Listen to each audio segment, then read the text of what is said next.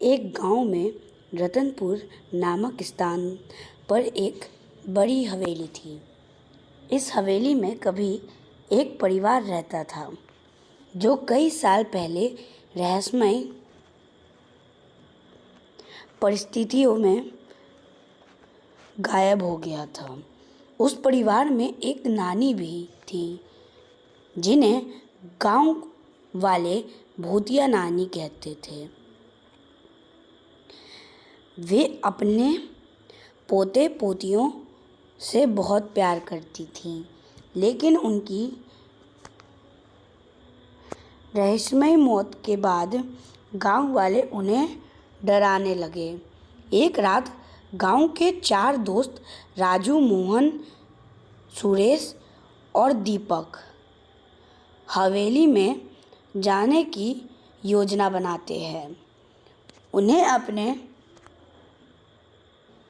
बुजुर्गों से हवेली के बारे में कई कहानियाँ सुनी थी, जिनमें से एक भूतिया नानी की थी।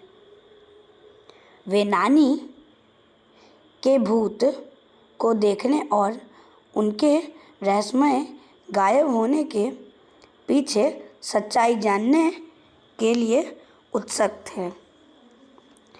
जब रात हुई तो चारों दोस्त छुपकर हवेली में घुसते हैं। हवेली में घुसते ही उन्हें एक अजीब सा एहसास होता है। हवेली का माहौल भयानक और ठंडा था।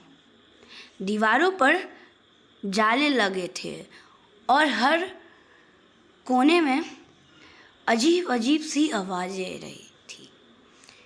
जैसे ही वे अंदर बढ़ते हैं, उन्हें एक पुरानी तस्वीर मिलती है जिसमें एक महिला, शायद भूतिया नानी, अपने परिवार के साथ खड़ी है।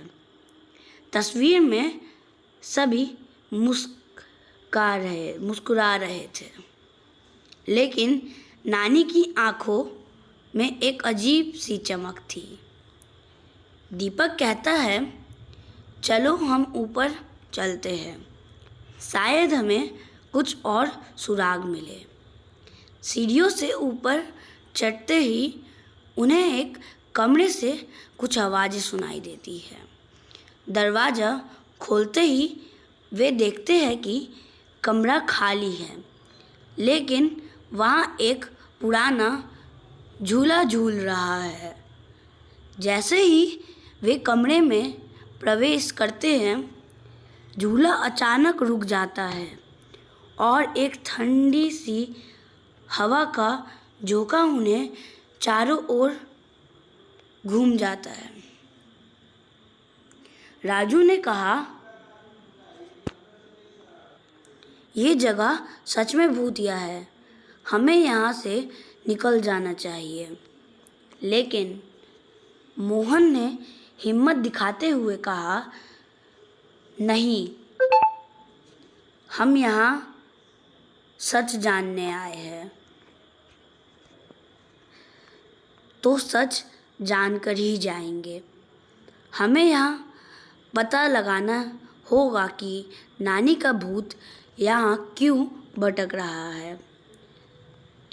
चारों दोस्त आगे बढ़ते हैं और एक और कमरे में प्रवेश करते हैं।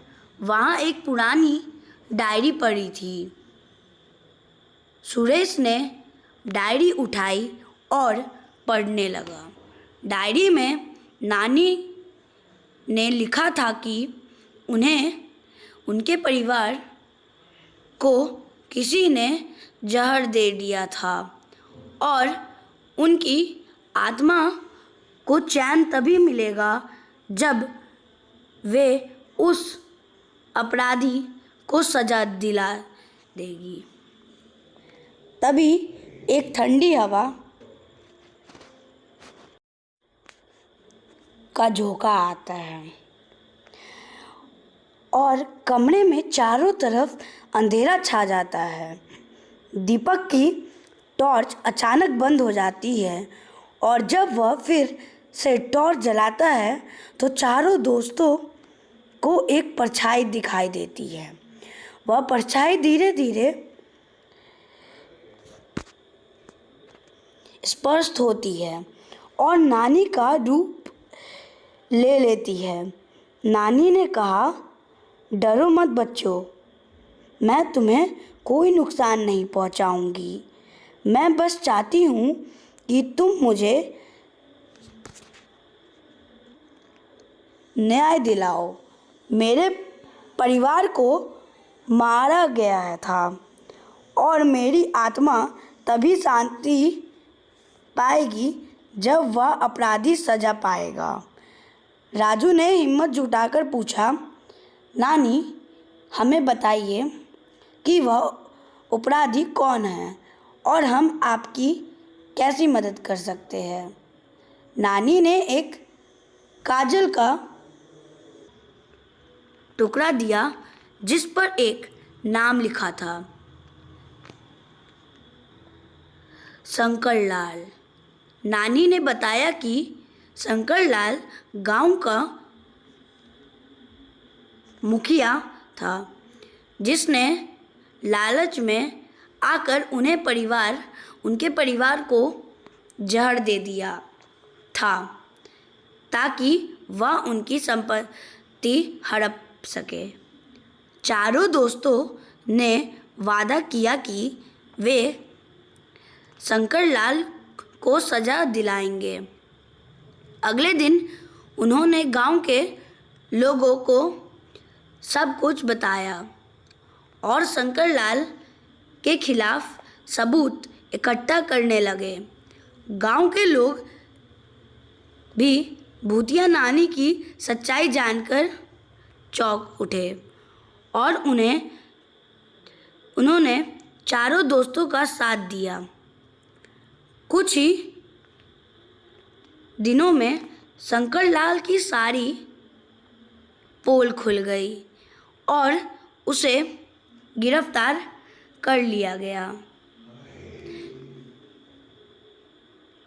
न्यायालय में उसे सख्त सजा मिली और गांव के लोग राहत की सांस लेने लगे। न्याय मिलते ही भूतिया नानी की आत्मा को शांति मिल गई और हवेली में अब कोई भूतिया घटना नहीं होती थी। गांव वाले अब हवेली के पास बिना डर के जा सकते थे और चारों दोस्त नानी की मदद करके खुद को शाबाशी देने लगे।